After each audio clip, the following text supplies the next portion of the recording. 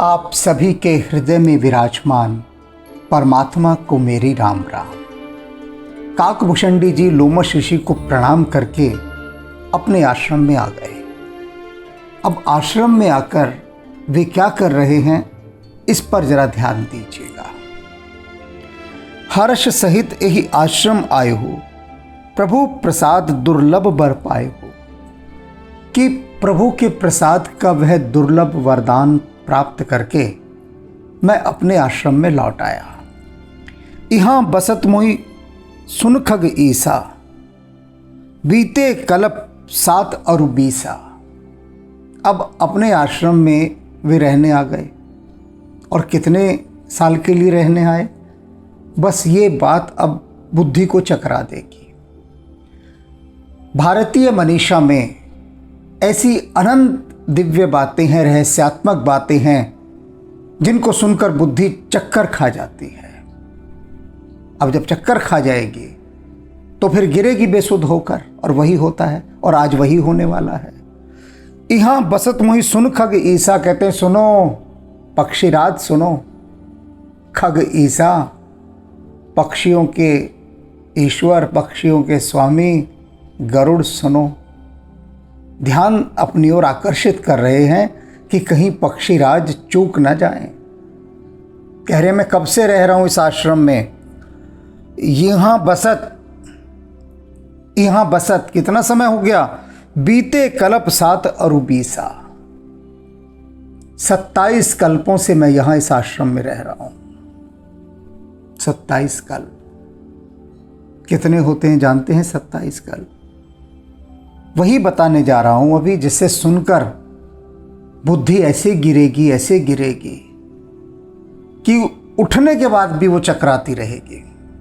उठने के बाद भी कभी वो एक झूला होता है ना, जिसमें गोल गोल घूमते हैं, बच्चा ऊपर चढ़ जाता है और फिर गोल गोल घूमता है, और इतना गोल गोल घूमता है कि चक्कर आ जाते हैं। जब उतरता है धरती पर तब भी लड़खड़ाता है और भूमि पर गिर जाता है चक्कर खाकर।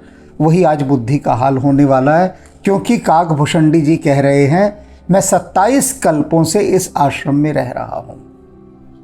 अब पहले एक कल्प को जान लीजिए, 27 की हम बात छोड़ देते हैं। एक कल्प कितना होता है, और इस एक कल्प को जब जान लेंगे तब पाएंगे कि भारतीय मनीषा गणित में कहां तक पहुंची हुई थी, कहां तक। आज भी वर्तमान युग में भी, वैज्ञानिक युग में भी कोई उतनी गणना नहीं कर सकता जितनी प्राचीन काल में ऋषि मुनियों ने की थी, सिद्धों ने की थी। तो एक कल्प क्या होता है उसे जानिए। जो हिंदू धर्म की आध्यात्मिक मान्यता है उसके अनुसार एक कल्प 4.32 बिलियन वर्ष का होता है, अर्थात 4 अरब 32 करोड़ मानव वर्ष का। इंसानों के कितने, ध्यान से सुनना फिर से, कि 4 अरब 32 करोड़ मानव वर्ष का होता है। और इसे ब्रह्मा जी का एक दिन भी कहा जाता है। यह ब्रह्मा का एक दिन होता है। एक कल्प अर्थात ब्रह्मा जी का एक दिन। एक कल्प को 14 मनवंतरों में बांटा गया है। अब इस एक कल्प को भी बांटा गया। एक कल्प कह देने से ही बात नहीं बनती, उसके अंदर अब विभाग बनते जाएंगे, सेक्शन, उसको विभाजित किया जा रहा है कि 14 मनवंतरों में इसको बांट दिया। और प्रत्येक मनवंतर 71 युग चक्रों से मिलकर बना होता है। सुन रहे हैं ना ध्यान से? ये काकभूषणी जी जो पक्षीराज गरुड़ को समझा रहे हैं, उसकी यहाँ व्याख्या हो रही है कि एक जो मनवंतर होता है वो 71 युग चक्रों से मिलकर बनता है। और एक युग चक्र, उसमें कितने वर्ष होते हैं? 30 करोड़ 67 लाख 20 हजार वर्ष होते हैं एक युग चक्र में। और एक कल्प में 2000 महायुग होते हैं। फिर सुनिए आगे, एक महायुग 4 युगों से मिलकर बनता है। अब 4 युगों की आयु कितनी है ये आप जान लीजिए। 4 युग तो सबको पता है ना, सतयुग, त्रेता, द्वापर, कलयुग। कहते हैं जो 4 युग हैं, इन चारों युगों से मिलकर एक महायुग बनता है, जब ये 4 युग बीत जाते हैं। सतयुग की आयु है 17,28,000 वर्ष। त्रेता की है 12,96,000 वर्ष, द्वापर की है 8,64,000 वर्ष, कलयुग की है 4,32,000 वर्ष, और ब्रह्मा के दिन के बाद उनकी इतनी ही अवधि की, इतनी ही समय की एक कल्प रात्रि आती है। ब्रह्मा की रात्रि अर्थात एक कल्प जितना लंबा प्रलय काल होता है। अब ये गणना आपने सुनी। इस गणना में कहा गया है कि ब्रह्मा जी का जो एक दिन है उसे एक कल्प कहते हैं, और एक कल्प की अवधि कितनी है ये बता दी गई। और ये तो दिन है ब्रह्मा जी का एक दिन, फिर रात भी तो होगी, रात भी इतनी होती है। अब 24 घंटे का दिन होता है पूरा का पूरा, उसमें 12 घंटे की रात हो गई, 12 घंटे का दिन हो गया, आधा आधा बट गया। तो कहने का मतलब है कि जितने समय में ये संसार सक्रिय होता है, प्राणवान होता है, जीवन होता है इसमें, वो ब्रह्मा जी का एक दिन एक कल्प कहलाता है। और जब कुछ भी नहीं होता, सब कुछ शून्य में विलीन हो जाता है, महाशून्य में विलीन हो जाता है, कुछ भी नहीं होता, तब वो काल रात्रि होती है। ब्रह्मा जी की एक रात, रात माने सब सो जाते हैं, रात में सारी गतिविधियां सब थम जाती हैं ना, कोई एक्टिविटी नहीं होती। तो इसी प्रकार से सारी गतिविधियां जितनी हैं सब वापस उनका लय हो जाता है उसी महाशून्य में जिसमें से ये प्रकट हुई है। और इतना ये गहरा लय होना, इतना उसका खिलना, इसको हमारे शास्त्र कहते हैं कि जैसे कमल का फूल, कमल का फूल जब खिलता है तो अर्थात ब्रह्मा जी का एक दिन शुरू हो गया, और जब वो अपने को समेट लेता है तब ब्रह्मा जी की रात्रि का आरंभ होता है। और इसी तरह से पक्षीराज, मैं 27 कल्पों से यहाँ रह रहा हूँ। अब सारी गणना मैंने बता दी है, आज का पूरा दिन आप इसमें लगा सकते हैं इसकी गणना करने में, और ये भी लगा सकते हैं उसमें हम कहाँ पर रहते हैं, एग्जिस्ट करते हैं, मतलब हमारी जो है उसमें औकात क्या है, ये भी आप सोच सकते हैं। मनुष्य की औकात कहाँ पर है, कहाँ दिखाई देगा वो इतनी बड़ी गणना के भीतर। इसको जब हम सोचते हैं तब वैराग्य जगता है। यहाँ बसत मोहि सुन खग ईसा, बीते कल्प 7 अरु 20, करहूं सदा रघुपति गुण गाना।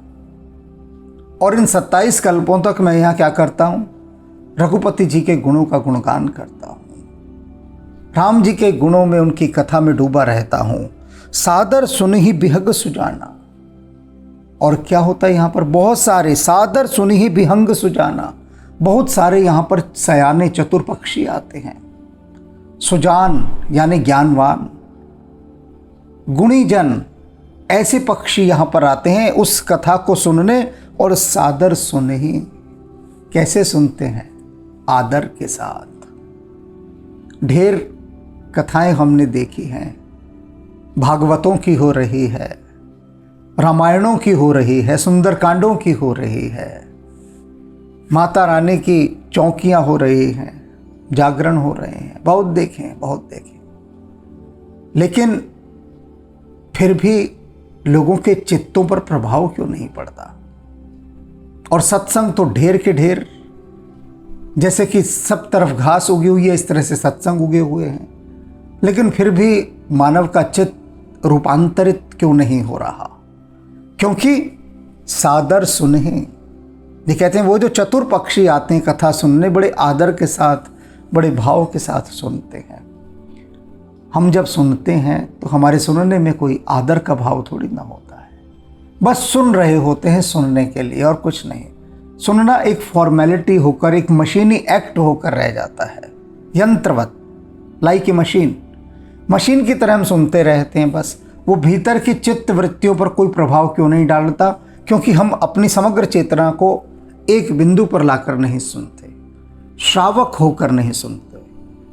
जब तक सुनने में श्रावक का भाव नहीं होगा तब तक कोई भी कथा, कोई भी वस्तु काम नहीं करेगी। श्रावक होता क्या है, भगवान महावीर कहते हैं कि श्रावक अर्थात सुनते समय आप 100% सिर्फ सुनना हो जाएं, टोटल 100% आप सिर्फ सुनने वाले हो जाएं।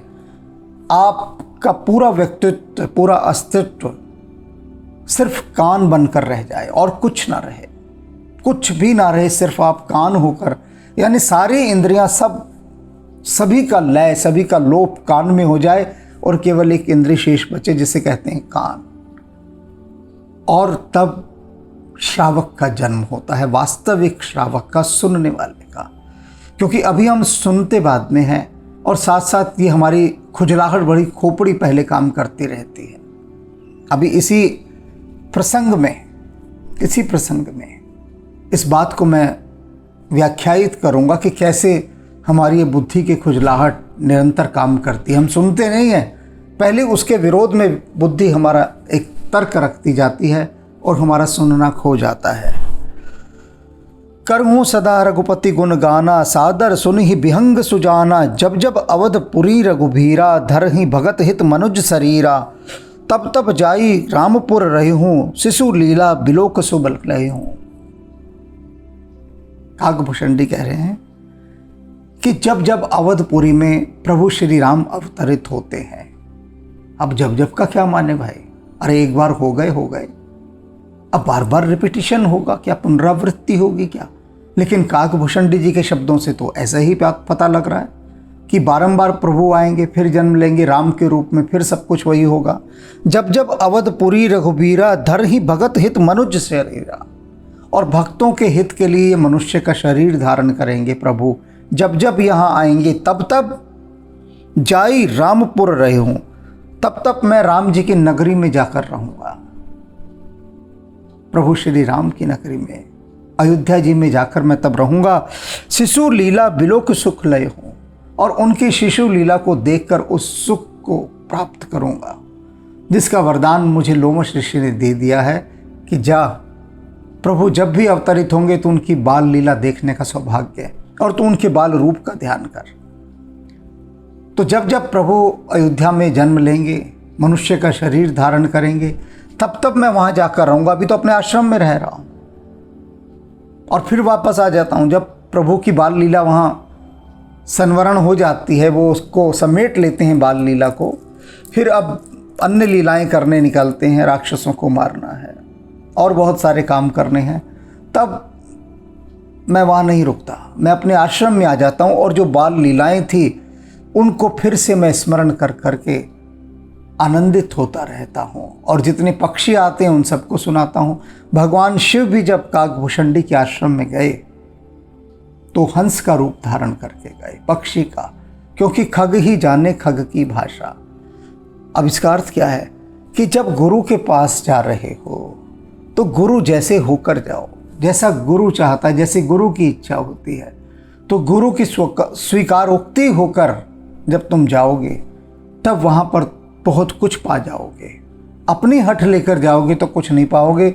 भगवान शिव ने भी ये नहीं कहा कि भाई मैं तो महादेव हूँ, मैं तो ये अपना त्रिशूल, ये डमरू और ये अपने सांप और ये मेरे साथ नंदी बैल और ये मेरे जितने भी गण हैं ये सब साथ जाएंगे, सब आएंगे, मैं तो वीवीआईपी हूँ। वो चुपके से गए, पता भी नहीं लगने दिया कि कब आ गए, कब पहुँच गए। चुपचाप बैठकर राम की कथा भगवान शिव सुन रहे हैं। तब तब जाई रामपुर रही हूँ, शिशु लीला बिलोक सुख लय हूँ। पुनि उर राखी राम शिशु रूपा। और फिर क्या करता हूँ, और भगवान राम के उस शिशु रूप को मैं अपने हृदय में रख लेता हूँ, बारंबार देखता हूँ, हर युग में जा जा कर देखता हूँ। 27 कल्पों से मैं इस आश्रम में रह रहा हूँ।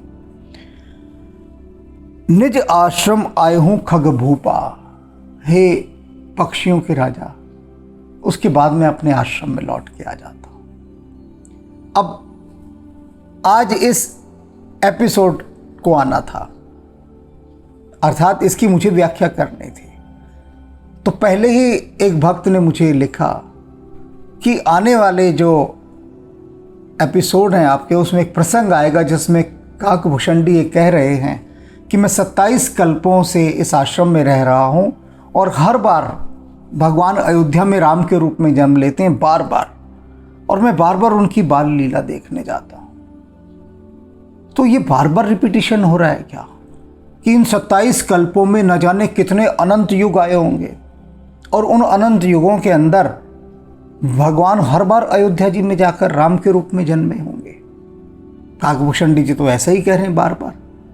तो फिर बार बार इसका कारण क्या है, मतलब ज़रूरत क्या है इसकी कि बार बार प्रभु फिर जा रहे हैं, फिर वहीं पर जन्म ले रहे हैं, बाल लीला हो रही है, राक्षसों को मार रहे हैं, सीता जी का हरण हो रहा है और बाकी सब चीज़ें हो रही हैं, सब कुछ सेम रिपीटिशन। तो बार बार होने का फ़ायदा क्या है? एक बार अवतार धर लिया राम का, अब ये बुद्धि की खुजलाहट, बुद्धि ऊपर ऊपर से देखकर समझ रही है जो उसकी समझ में आ रहा है जो भी, और उस समझ से वो प्रश्न आनंद नहीं लिया उन्होंने इसका कि काकभूषण जी 27 कल्प, अब वो कह रहे हैं 27 कल्प तक ये जीवित है काकभूषण जी, और उनको वरदान मिला है भाई इच्छा मृत्यु का, कि जब इच्छा होगी आपकी तब आप अपने शरीर को त्याग सकते हैं। और उन्होंने शरीर रखा हुआ है कोई मौज मस्ती के लिए नहीं कि कहीं घूमने जा रहे हैं, पिकनिक कर रहे हैं, या फिर उनको पूरी दुनिया पर राज करना है। अनेक राक्षसों ने अमर होने का वरदान मांगा उन्होंने, मांगना पड़ा उनको। क्यों मांगा? क्योंकि शक्तिशाली होकर, अमर होकर वे पूरे संसार पर अपना शासन करना चाहते थे, पूरे संसार को अपने पैरों तले दबा कर रखना चाहते थे। देख लीजिए भस्मासुर, अब भगवान शिव से क्या मांग रहा है? भगवान शिव ने उसे कहा मांग क्या मांगता है? भस्मासुर ने कहा मैं जिसके सिर पर हाथ रख दूं वही भस्म हो जाए। अब इसके पीछे उसकी इंटेंशन देखो, उसकी भावना देखो कि मांग क्या रहा है। तो अर्थात दूसरे का सर्वनाश करने की बात मांग रहा है। वो यह भी तो मांग सकता था कि मैं जिसके सिर पर हाथ रखूं उसका कल्याण हो जाए, उसके रोग समाप्त हो जाएं, उसके दुख समाप्त हो जाएं। ये तो नहीं मांगा। वह यह भी मांग सकता था कि प्रभु कुछ नहीं मांगना, आपके चरणों की भक्ति चाहिए, क्योंकि भीतर की जो इंटेंशन है वो संसार का बुरा करने की है। जो भावना है, निहित अंतर भावना क्या है? संसार का बुरा करने की। इसलिए रावण ने भी क्या मांगा कि मैं किसी से ना मरूं, बहुत सारी लिस्ट गिना दी, मनुष्य को छोड़ दिया। तो जिन जिन के भीतर बुरी भावना थी इस संसार के प्रति, उनको वरदान मांगने पड़े, तपस्या करनी पड़ी वरदान मांगने के लिए कि हमें वरदान चाहिए शक्ति का। क्यों? संसार को हम दबा सकें, कुचल सकें, उसका शोषण कर सकें, उस पर अपना शासन कर सकें। लेकिन काकभूषण जी ने तो कोई भी वरदान नहीं मांगा, अपने आप ही लोमश ऋषि उन पर वरदानों की वर्षा कर रहे हैं। तो उनको 27 कल्प हो गए इस आश्रम में रहते हुए।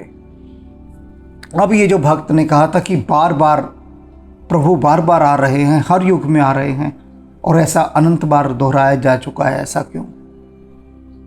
क्या एक ही बार प्रभु श्री राम ने अवतार लिया, बात पूरी नहीं हो गई? और उसी चीज को सेम बार बार रिपीट करना, बार बार रिपीट करना। तो उनको मैंने पूछा कि आपने शोले फिल्म देखी है? बोले हाँ देखी है। शायद ही कोई ऐसा होगा जिसने ना देखी हो। वो अमिताभ बच्चन, धर्मेंद्र, संजीव कुमार, अमजद खान, हेमा मालिनी, जया भादुड़ी इत्यादि इन महान कलाकारों की ये जो फिल्म आई थी शोले, तो मैंने कहा ये कई सिनेमा हॉलों पर मैंने सुना है कि 5-5 वर्ष लगी रही, एक ही फिल्म 5 वर्ष तक। क्या ज़रूरत थी भाई? शोले जिस दिन रिलीज़ हुई थी उसी दिन लगती, अगले दिन उतार ली जाती, सब बात पूरी हो गई। तो एक ही दिन क्यों नहीं उतार ली गई? तो वो भक्त क्या बोले कि आप कैसी बात कर रहे हैं? अरे एक दिन में अगर उतार देते तो इतने सारे जो फॉलोअर्स हैं, फैन हैं इनके, वो कैसे देख पाते? एक दिन में तो बस कुछ ही देख पाएंगे ना। मैंने कहा बिल्कुल ठीक। उसी तरह से प्रभु श्री राम जब मनुष्य का शरीर धारण करेंगे, रहेंगे, तो कितने लोग आकर उसका सुख प्राप्त कर लेंगे। अब कितनी कितनी जीवात्माओं को ये वर मिला होगा कि किसी न किसी जन्म में तुम्हें राम के दर्शन होंगे। अब उनकी बारी नहीं आई, वो लाइन में लगे हुए सारे, तो उनके लिए प्रभु श्री राम को फिर आना पड़ेगा। क्योंकि यहाँ उन्होंने पंक्ति कही है ना, दरहि भगत हित मनुज शरीर, भक्तों के हित के लिए प्रभु बार बार शरीर धारण करते हैं। एक साधारण से उदाहरण से मैंने समझा दिया कि एक फिल्म शोले, और कई लोग तो ऐसे मेरे ही जानने में थे जिन्होंने 100 बार उस फिल्म को देखा, 100 बार। सोचिए, एक फिल्म को कोई 100 बार कैसे देख सकता है। और ये नहीं कि सिर्फ देखने के लिए देखा हो, हर बार उस फिल्म को ऐसे देखा जैसे पहली बार देख रहा हो, हर बार। अब इसी प्रकार से जो भक्त होते हैं, ये मैं जो बता रहा हूं सांसारिक उदाहरण के माध्यम से बता रहा हूं, जिससे समझना आसान हो जाएगा। जो भक्त होते हैं वो 100 जन्मों तक प्रभु श्री राम का दर्शन करते हैं जा जाकर। अब प्रत्येक युग में कोई ना कोई तो होगा जो भगवान के निकट रहा होगा, उनके आसपास, और जिसकी तृप्ति नहीं हुई होगी और जिसके पुण्य बहुत अधिक हुए होंगे, उसको कहा गया होगा कि ठीक है भाई, तेरे को फिर दोबारा से वहीं भेजते हैं, फिर दोबारा से जब भगवान शरीर धारण करेंगे। जैसे वो व्यक्ति 100 बार फिल्म को देख चुका, ऐसे ही उसको 100 बार मौका दिया गया होगा कि चल तेरे 100 जन्म भगवान के दर्शन करने के। और बाकियों को जिनको नहीं मौका मिला होगा, जिन्होंने एक ही शो देखा होगा, उसके बदले दूसरे लोग तो आएंगे ना। तो यही होता है कि यहाँ बहुत बड़ा शो चल रहा है, अंतहीन शो, एंडलेस शो। और उसके अंदर ये जीवात्माएं अपने अपने पुण्यों के अनुसार प्रभु के दर्शन करती है। सभी को अवसर मिलेगा, सभी को। इस धराधाम पर एक भी जीवात्मा ऐसी नहीं है, एक भी, कि जो अंततोगत्वा प्रभु के दर्शन करके मुक्त ना हो जाए। देर अबेर सभी की बारी आएगी, लेकिन वो जो देर है, वो देर कितनी देर है, ये हम पर निर्भर करता है, हम पर, कि हम अपनी यात्रा कब और कितनी देर में तय कर पाते हैं। कोई पैदल भी यात्रा कर सकता है, कोई बैलगाड़ी में भी कर सकता है, कोई मोटर गाड़ी में भी कर सकता है, और कोई जलयान से भी कर सकता है, और कोई वायुयान से भी कर सकता है। और जो वायुयान से दूरी तय करेगा, कितनी जल्दी पहुंचेगा आप सोच सकते हैं। और जो पैदल चल रहा है, यहाँ पैदल चलने वाले से क्या अभिप्राय है? वह जो अभी तक पूरी तरह से पापों में, विषय वासनाओं में लिप्त है, पूर्ण रूपेण आकंठ डूबा हुआ है पाप के अंदर, उसकी यात्रा समझ लो पैदल हो रही है। कब का कब पहुंचेगा, कितने कल्पों बाद पहुंचेगा, कुछ हिसाब किताब नहीं। लेकिन जो पूर्ण रूपेण से श्री रघुनाथ जी में अपना मन अर्पित करके यात्रा कर रहे हैं, वो समझो वायुयान में बैठे हैं। कहते हैं ना कि उसका जो नाम है वो जहाज रूप है, पार लगा देता है। और वायुयान में जो बैठ गए, उनकी बारी, वो जल्दी पहुंच जाएंगे। तो इसलिए अपने मन को पूरी तरह से राममय करके, प्रभुमय करके अपनी उड़ान को भरना चाहिए। क्योंकि उड़ान तभी संभव है जब मन में भक्ति के पंख लग जाएंगे, तब। और आज जो कल्प के विषय में बताया, जरा कागज कलम लेकर उसका हिसाब किताब लगाने बैठ जाइए, क्योंकि बुद्धि बड़ी बेचैन हो रही होगी एक कल्प का सुन के ही, कि ब्रह्मा जी का एक दिन इतना बड़ा, तो उतने में आप कहाँ पर डिजर्व करते हैं, आप कहाँ पर स्वयं को पाते हैं, उसकी गणना आपको करनी है। राम भली करे।